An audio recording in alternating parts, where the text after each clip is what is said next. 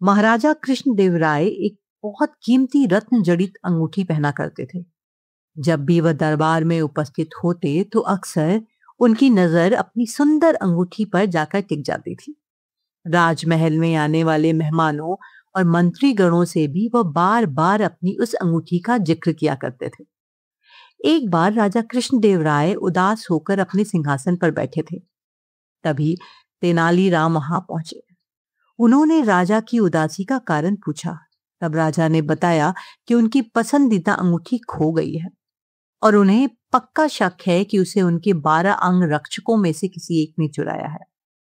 क्योंकि राजा कृष्णदेवराय का सुरक्षा घेरा इतना चुस्त होता था कि कोई चोर उचक्का या सामान्य व्यक्ति उनके नजदीक नहीं जा सकता था। तेनालीराम ने तुरंत महाराज से कहा कि मैं अंगूठी चोर को बहुत जल्द पकड़ लूंगा। यह बात सुनकर राजा कृष्णदेवराय बहुत प्रसन्न हुए। उन्होंने तुरंत अपने अंगरक्षकों को बुलवा लिया। तेनालीराम बोले कि राजा की अंगूठी आप 12 अंगरक्षकों में से किसी एक ने ली है, लेकिन मैं इसका पता बड़ी आसानी से लगा लूंगा। जो सच्चा है उसे डरने की कोई जरूरत नहीं है और जो चोर है वह कठोर दंड भोगने के लिए तैयार हो जाए। तेनालीराम ने बोलना जारी रखा। आप सब मेरे साथ आइए, हम सबको काली माँ के मंदिर जाना है। राजा बोले, ये क्या कर रहे हो तेनालीराम? हमें चोर का पता लगाना है, मंदिर के दर्शन नहीं करने। महाराज आप धैर्य रखिए, जल्द ही चोर का पता चल जाएगा। तेनालीराम ने राजा को सब्र रखने को कहा। मंदिर पहुंचकर तेनालीराम पुजारी के पास गए और उन्होंने कुछ निर्देश दिए। इसके बाद उन्होंने अंगरक्षकों से कहा, आप सबको बारी बारी मंदिर में जाकर माँ काली की मूर्ति के पैर छूने हैं और फौरन बाहर निकल आना है। ऐसा करने से माँ काली आज रात स्वप्न में मुझे उस चोर का नाम बता देंगी। अब सारे अंगरक्षक बारी बारी से मंदिर में जाकर माता के पैर छूने लगे।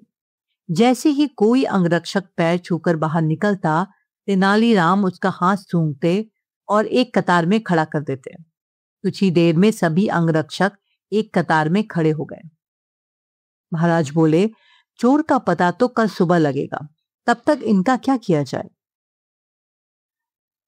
तेनालीराम बोले, नहीं महाराज, चोर का पता तो लग चुका है।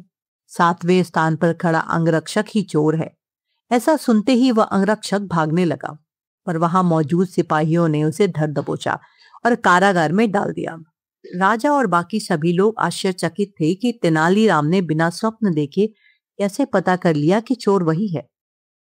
तेनालीराम सबकी जिज्ञासा शांत करते हुए बोले, मैंने पुजारी जी से कहकर काली माँ के पैरों पर तेज सुगंधित इत्र छिड़कवा दिया था, जिस कारण जिसने भी माँ के पैर छुए उसके हाथ में वही सुगंध आ गई। लेकिन जब मैंने 7वें अंगरक्षक के हाथ सूंघे तो उसमें कोई भी खुशबू नहीं थी। उसने पकड़े जाने के डर से माँ काली की मूर्ति के पैर छुए ही नहीं। इसलिए यह साबित हो गया कि उसी के मन में पाप था और वही चोर है। राजा कृष्णदेवराय एक बार फिर से तेनालीराम की बुद्धिमत्ता के कायल हो गए और उन्हें स्वर्ण मुद्राओं से सम्मानित किया।